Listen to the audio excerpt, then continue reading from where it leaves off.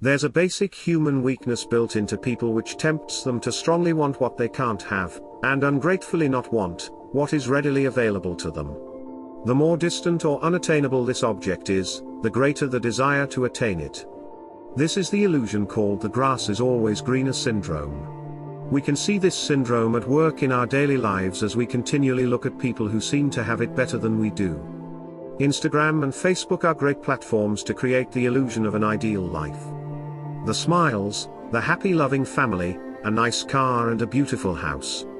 Their lives look better, easier, trouble-free, and damn near perfect. Everyone thinks the grass is greener on the other side. We may be in a good relationship, but continually think of someone else who we imagine doesn't have the flaws of our partner. We dream of moving away from our boring lives, magnifying everything we think is wrong, while taking for granted all the good things we could be thankful for. We can spoil what we have, by desiring what we have not. Losing the small joys in the hope for the big happiness that is a mirage. When we get closer to the people we envy, we see through the illusion. When we act on our desires and get what we wanted, we are often disappointed. But that doesn't change our behavior. Soon we are chasing after the next shiny object of our desire. Another example of this syndrome is how we view our childhood as we get older. Most of us idealize our childhood as a golden time of play and excitement. We remember the fleeting good times, forgetting all the anxieties and insecurities that occupied a large part of our minds as children. Our youth is an object that grows more distant as we age, so it becomes more and more desirable. The grass grows greener than green. We fall prey to this weakness because of how the human brain works. In general, the mind operates in contrasts. Whenever we see or imagine something, our minds cannot help but see or imagine the opposite. Imagining the opposite of something helps us understand it better. Our brain is continually dredging up these contrasts, and this makes us inclined to think about and desire exactly what we do not have. Also, our brains are wired as if we are still fighting for survival. Our early ancestors were surrounded by danger and had to always remain alert. Complacency would have killed our ancestors. We still have this negative bias within us, always on the lookout for potential trouble, which is often expressed through complaining and griping. And then there is the power of our imagination. In the brain, what is imagined and what really happens is chemically very similar. Our bodies have a hard time telling the difference. Life is harsh and difficult, but we can imagine anything. So we imagine something better than present circumstances. Our ability to imagine something better gives us temporary relief from harsh reality, and a vision that drives us to innovate and make our lives better. All this makes the grass is always greener syndrome unavoidable in the way we think. This is how the brain works. And it's best to accept this flaw in human nature as a fact of life. Our path must always be toward greater awareness of our nature. We must see how this syndrome is at work in our lives, how it drives us towards certain actions. We need to distinguish between the positive and negative aspects of our covetousness nature.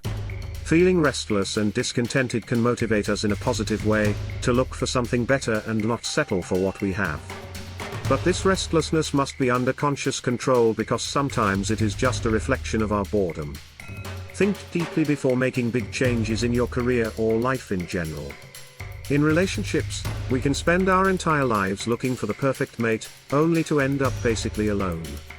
Nobody is perfect. Accept the flaws in others and learn how to make relationships work, which is never easy. Instead of chasing trends, get to know your own tastes better. Understand advertising and marketing can make you desire something you don't really need or want. Life is short, time and energy are limited. Your covetous tendencies can cause you to waste your time chasing things you don't need and only think you want. Instead of constantly chasing fantasies, or things far removed from your actual day-to-day reality, try to be present where you are. Don't take for granted what you have, make the most of it. Connect to the people around you in a deeper way. Pursue with gratitude what is here and now.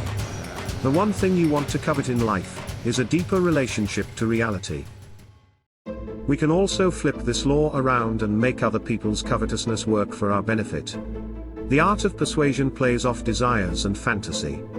We can move, excite, and seduce others by working with this law. The key is to objectify yourself and what you produce. You may think people should love and respect you for who you are, and should be excited by what you're doing, but they don't care. To them, you are just a person among others, and they will either be curious about you or indifferent. People see things through a lens of self-absorption and emotion, projecting onto you their own preconceptions and fantasies. Your work will either inspire interest or it won't. Your hopes, dreams and hard work don't matter to anyone else. Once you see yourself and what you produce as objects that people perceive in their own way, you have the power to alter their perception and create something they desire. Here are the 3 main strategies for stimulating desire in others. First, the essence of this art is to know how and when to withdraw. You have a presence that people see and interpret.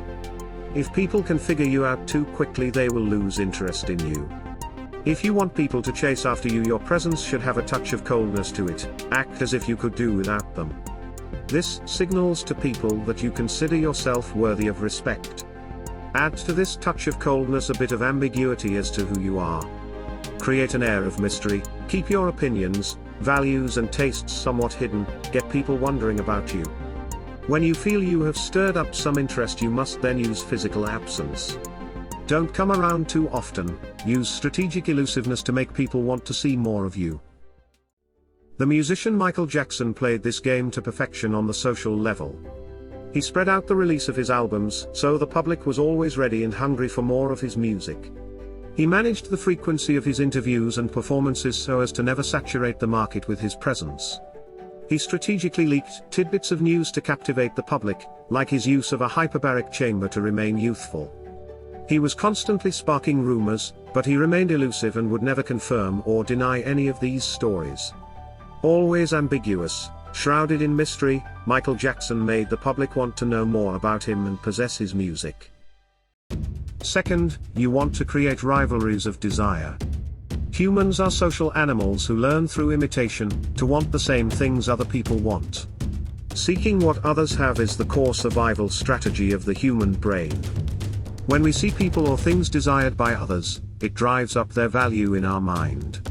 We see this overtly in some people who in relationships are only interested in men or women that are already taken. You can exploit this tendency by creating the impression that others desire you or your work. You want others to know you clearly have a past, that people have found you desirable. But never brag about it, you have to be indirect and subtle. You want stories about your past circulating among others, the less you say yourself the better. If you can get important influential people talking about you this way, the word will spread quickly. The more often others see people bidding for you or your services, the more it will enhance your value in their eyes. Finally, offer a contrast to what is conventional and easily available. People yearn for what is transgressive and beyond the social limits that are set for them. Associate your object with something ever so slightly illicit, unconventional, or politically advanced. What you offer should be presented as new, unfamiliar, and exotic. Dangle in front of people the prospect of grasping the unattainable or the impossible. Just as we can imagine unicorns, we can imagine all types of shortcuts to wealth, beauty, and renewed youth which give us the desire to reach them. And imagining them is almost like experiencing them. Remember, disappointment follows when people get what they want, and they start looking for something new to pursue. It's not possession, but desire, that secretly drives people. It's the human need for fantasies and the pleasures of chasing after them. Once people get what they want or possess you, your value to them immediately begins to lower. So keep withdrawing, surprising, and stimulating the chase.